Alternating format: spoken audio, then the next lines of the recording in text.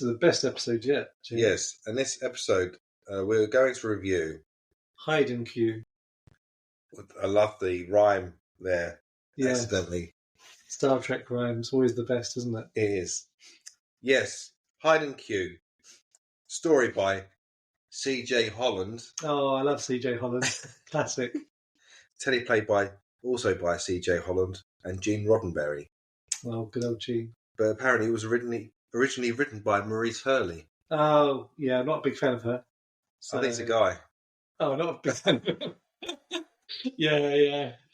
Him too. Yeah. He's not a great either. Yeah. So yeah, meeting Q again. Yeah, Q. One of the better characters of the Next Generation. Yes, one of the better recurring characters. He is. Yes, he is, yeah. in the Star Trek Next Generation. I must say, I don't think this is the strongest Q episode of all of Star Trek Next Generation. There aren't that many Q episodes. From top of my head, maybe there's There's the first and the last. There's Hide and Q. All right. There's the one with the Borg. Yes, that one's called Q Who, yeah. There's the one with that woman who's they're playing Kiss Chase across the Enterprise. Oh, yeah, that's... Yeah, Amanda there's one Rogers. before that. Huh? Amanda Rogers, that's her name. Okay. All right. You do your I think it's Amanda Rogers, isn't it? I wouldn't remember who that is. Okay. But yeah, it's not Deja Q, is it? Maybe. There's one when he's made human before that.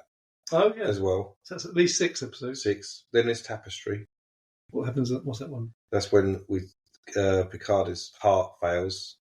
Wow, okay. That was more than I thought. Okay. Is that 7 though? 7, yeah. Is that 7 so far? Or... That's 7 so far. There might be more, but keep listening, listeners.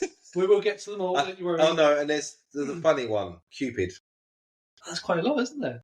Yeah, so there's quite a few. Oh, okay, I didn't realise there's so many. There's at least one a season. I think there's one season there isn't one for Q. Well, this season's got 2, at least. Yeah, there's 2 in this season. Isn't the strongest one. I mean, it's better than most of the other season 1 episodes. Okay. You can have that opinion. You can have that opinion, but I will disagree with you. But you're wrong. You're wrong. It's all about, taste. And to be honest, the character Q does elevate an episode, I think. It does. And my wife thinks Q is the most annoying character ever. She just doesn't like him at all. That's why it's fun. Yeah.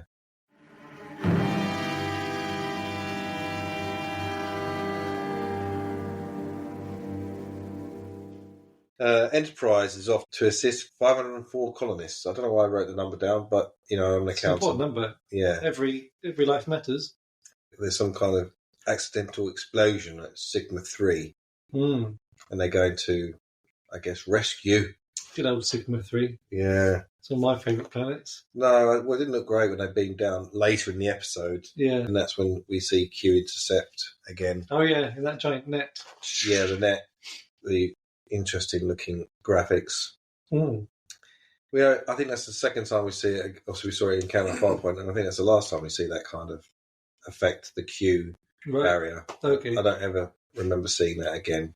He appears as a weird life form, which for me resembled a peacock. It's actually like a glowing pink orb, but it's got 3 cobra heads. Then he transforms back into a human form and says, "This is probably easier for you to deal with."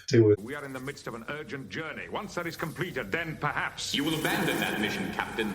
My business with you takes precedence. If my magnificence blinds you, then perhaps something more familiar. Starfleet Admiral Q at your service.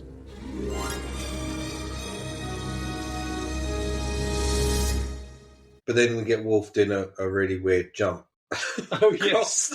across the horseshoe, they call it, that bit. I think it was his own stunt, but he looked really weird. He was like... his old pouncing body. into action. Sorry, no one can see me doing this. With his phaser out. Meanwhile, Tasha Yar just casually does down. nothing. Yeah, she gets there eventually. Yeah.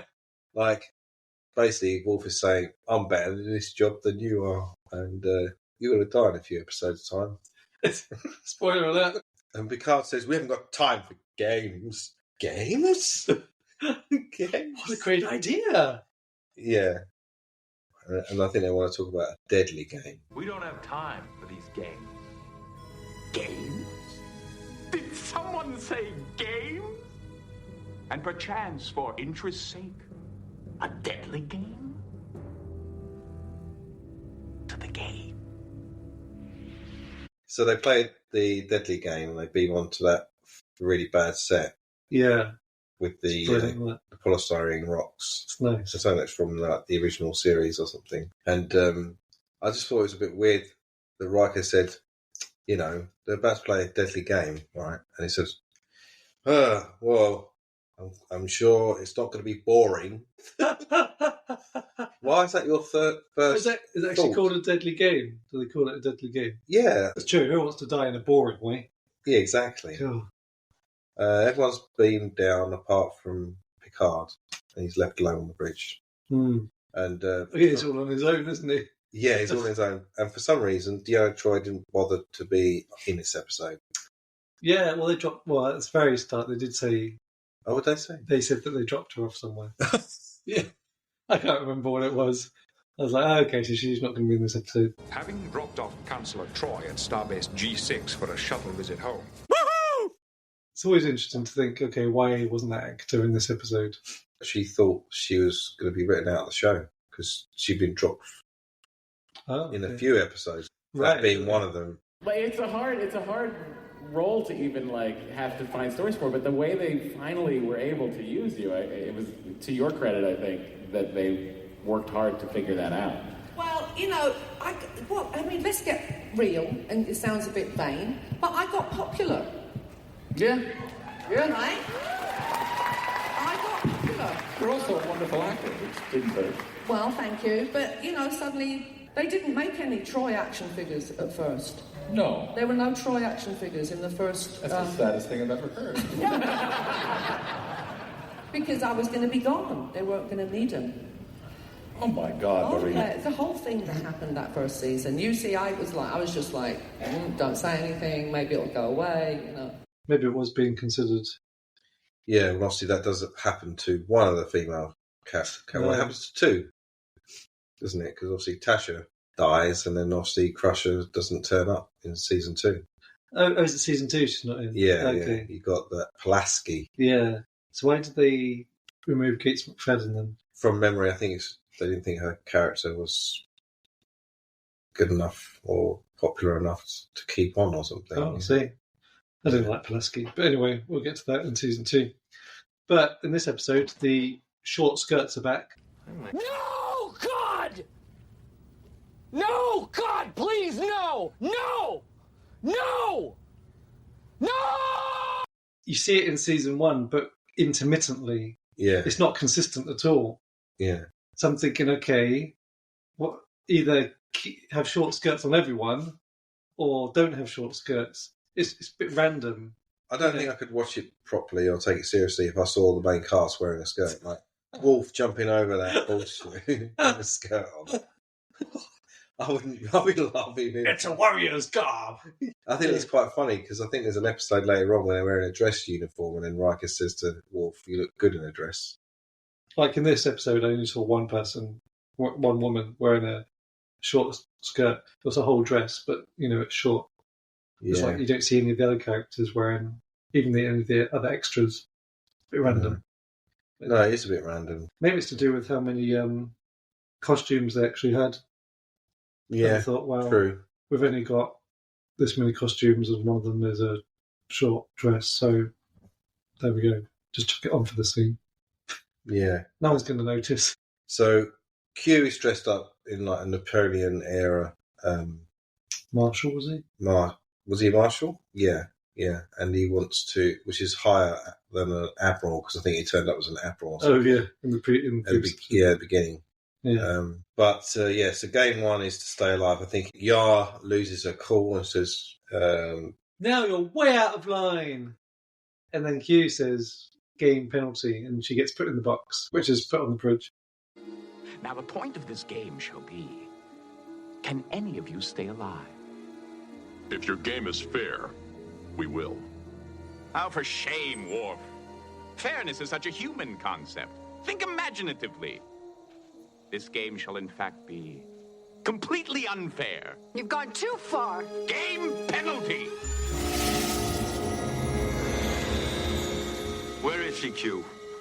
You can forget your game if... To use a 20th century term, she's in a penalty box, where she will remain unharmed unless one of you merits a penalty.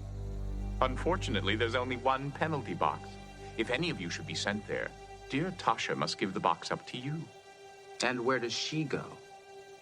Into nothingness. When she starts breaking down on the bridge.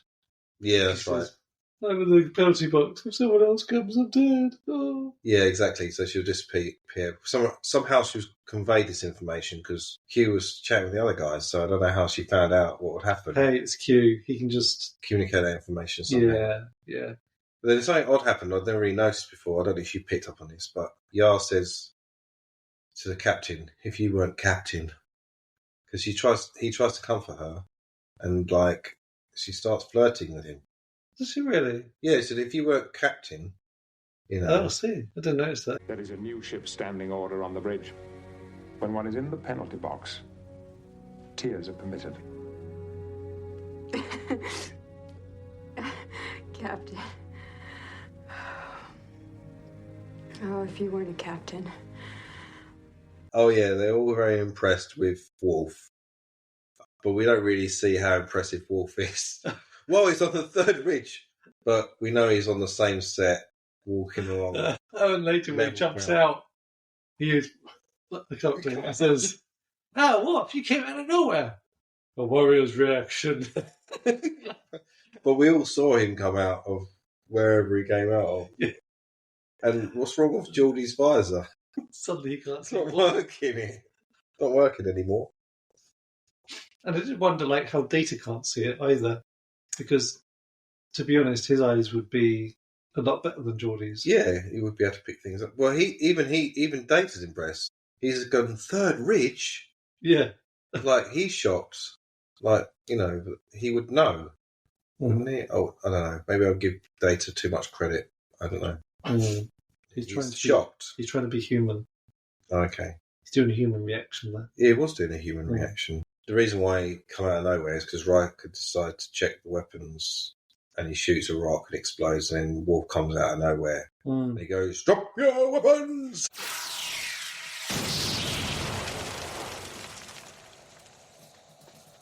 Drop your weapons! I'm afraid that was me, Worf. I was checking to see if the phasers still operate. Incredible, Worf. You came out of nowhere. A warrior's reaction. Worf talks about the animal things, which they look a bit ugly, don't they? Vicious animal things. I think they just called that throughout the episode. And we find out Q has given Riker the power of the Q. There's two fights, aren't there? There's the first fight where they've got weapons and the enemy's weapons shoot lasers instead of muskets. Yeah, they got muskets that shoot. Yeah, Phasers, laser cannons, but they use their phasers and shoot them. Yeah, and they win that fight. And they win that fight. Yeah. Then the second fight is where the Star Trek crew don't have any weapons. And then they all go back to the bridge apart from Riker because he's obviously sitting on a rock laughing his head off. Oh yeah, which is your favourite scene. Oh my goodness, Jonathan, please, you need to enhance your acting.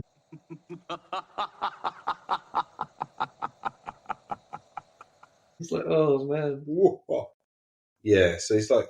Maybe when it came out, it might have been alright, but I think acting today has to be a lot more realistic. I think the show's got away with a lot in the 80s and 90s. Yeah, Q and Riker have a conversation, don't they, on the planet. Riker's trying to figure out why he's got this power. Mm-hmm. I think it's the Q are worried that... I think either Riker thinks they're worried about how advanced they could be in the future, human beings. Yeah, that's what Riker was thinking. Yeah. But Q was saying, actually, they're really curious as to why humans are so... What's their driving force? Yes. You know, that curiosity to learn and better themselves and human explore. compulsion. So they think that by making one of the humans a Q, they can somehow understand better. Or that human can teach them. Yeah, that's right. Then they go back down to the planet. But there's more of them. Everyone's there. No, is Picard there? Picard's there. Wesley's there because he's like, what's going on? Oh, yeah, that's right. Wesley decides to come along, for goodness sake. And I don't think their phasers aren't working. They don't have their phasers. Oh, yeah, they don't have Tasha's like, I haven't got my phaser. What about you, Worf? They're taking their time. How about you? Not sure. You? No. Let me just check. No. Oh, hey. Anyone else? Anyone else? And then Worf decides to just Run in charge. there and fight. Yeah. So Which is good, because that's a good, consistent with his character. to get slaughtered every time. Yeah, because, even though it's season 1 and people are trying to find what their characters are like, I like how that's actually consistent with the Klingons throughout. Yeah. They're always up for a fight. Yes, so far, if we're going to keep a list, he's been beaten up by electric bolt of lightning. Okay. Oh, yeah. Yeah. And now he's been beaten up by some vicious animal things. Well, didn't he? But he took 2 out first. Took 2 out and just got stabs. Yeah. And then Wesley was like, Wolf.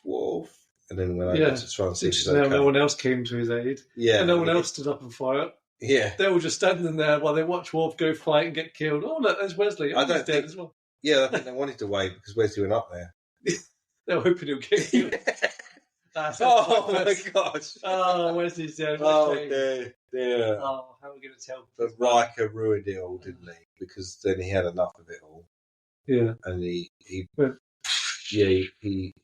his hand up, put the shield up, the weird Q shield to stop the rest of the animal things coming forward.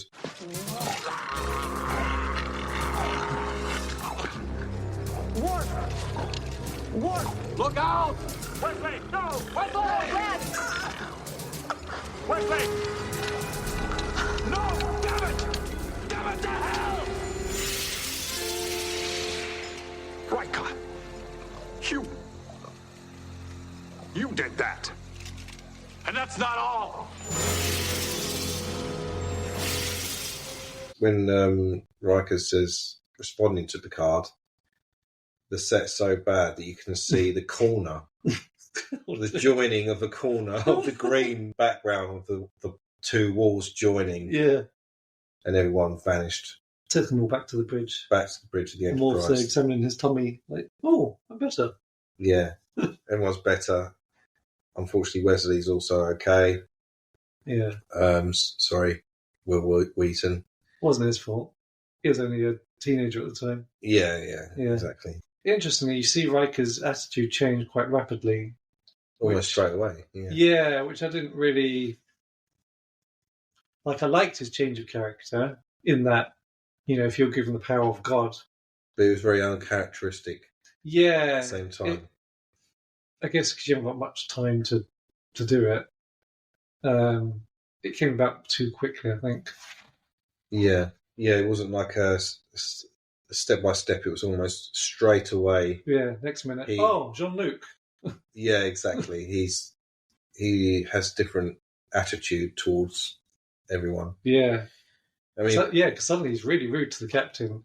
Not only does he call him Jean-Luc, but then he says, we should have a meeting with all the senior staff. And then Picard says, oh, yes, I'll arrange for it. And he says, don't worry, I've already done that. Yeah. Or even when Picard's trying to respond to him, Riker just turns and walks off. Oh, yeah. Not allow him to finish his sentence. Yeah, it's true. And gets on the turbo lift. Yeah. Very rude.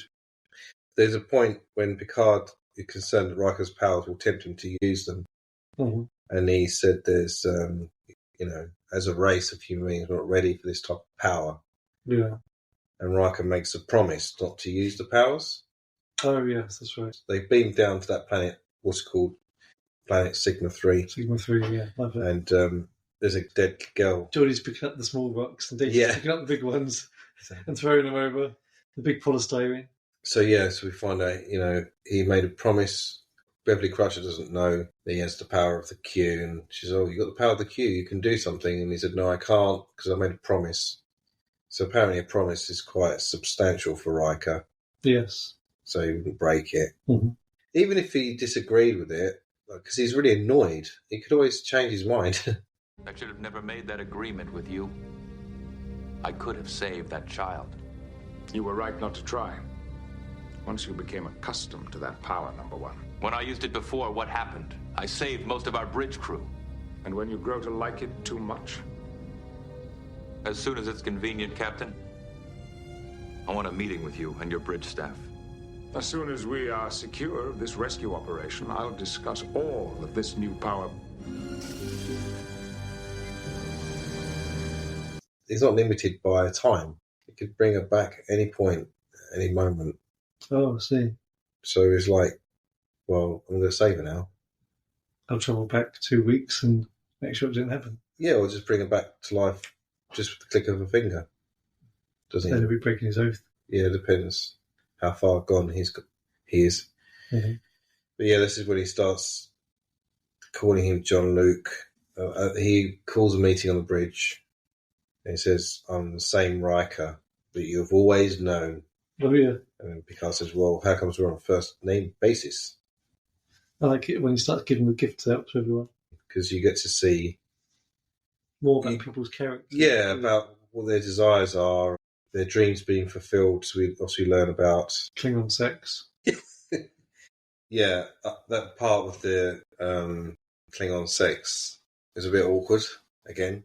I don't know why season one's got a lot of awkward moments. Oh, because it's almost like, who asked the question? I think the worst person to ask the question was like, is it... Oh, Geordie says, Worf, is this your idea of sex? And Worf's like, this is sex. It's like, Geordie, it's a private romance. So they especially with Wesley on the bridge. Exactly. No! She's from a world now alien to me. Worf, is this your idea of sex? This is sex. But I have no place for it in my life now. Wesley was turned into an adult. Yeah, so that's one of the gifts. And that's the point where I just found this out today.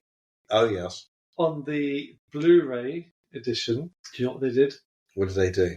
They edited it so that you actually have Will Wheaton as an adult.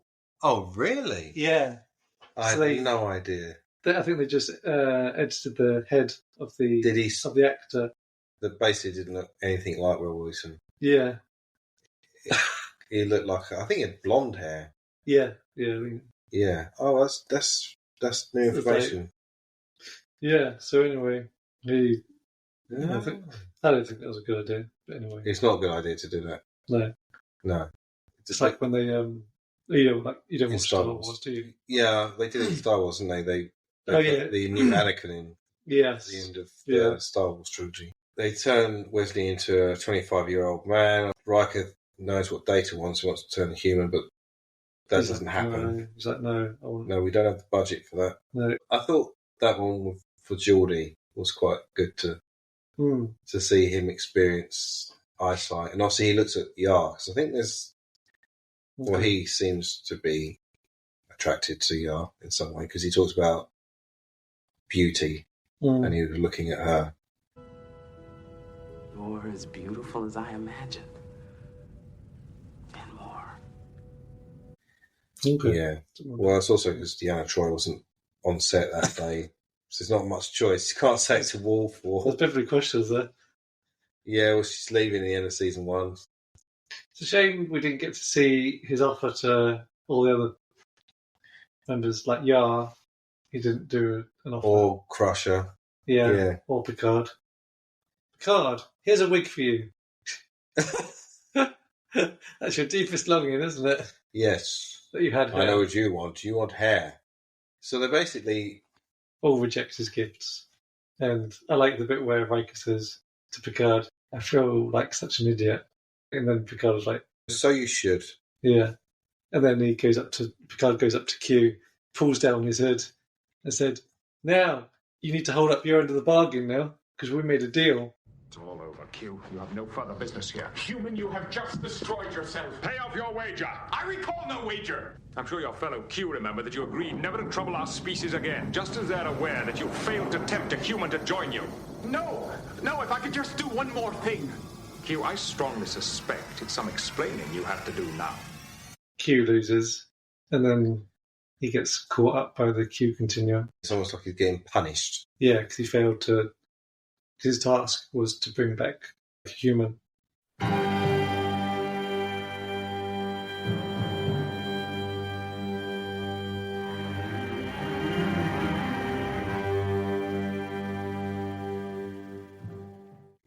they could actually turn this episode into 2.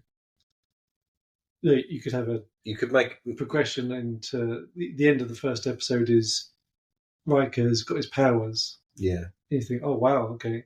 And then the next episode is you see his character changing bit by bit.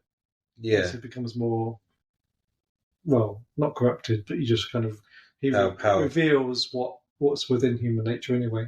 I like the episode and that the ending. You know, if you're given the power of God to be able to do anything, how would you use it? Exactly. What would you do with it if you had that power? It's a lot of choices, isn't probably it? do a Star Trek podcast.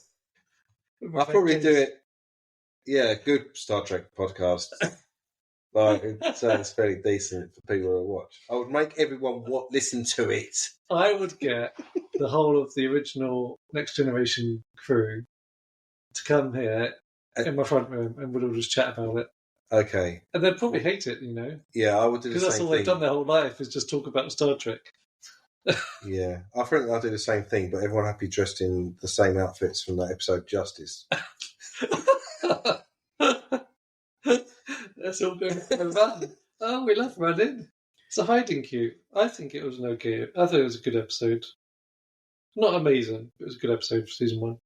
Yeah, I thought it was okay episode, but you know, for season 1, it was definitely better than, like you said before, better than other episodes in season 1. But it's not my favourite Q episode. I've definitely got some favourite Q episodes, which I'd like to talk about. Obviously, the character is liked, and either the fans like him or the writers like him, because obviously he's still invited to come back in next season. So he's obviously a good character, good actor. Thank you for listening to another episode. Unless you've got anything else to say, Andrew? No, nothing else from me. Thanks for asking that. I thought I'd ask, but otherwise, it's a bit rude just to sign off without your permission. Yeah, you have my permission. So I'm going to click my fingers and... You don't have the power of the Q. No, I don't have the power of the Q. No. Okay, thank you for listening. I hope you can join us for the next episode, which will be called Haven, where Starfleet need another holiday.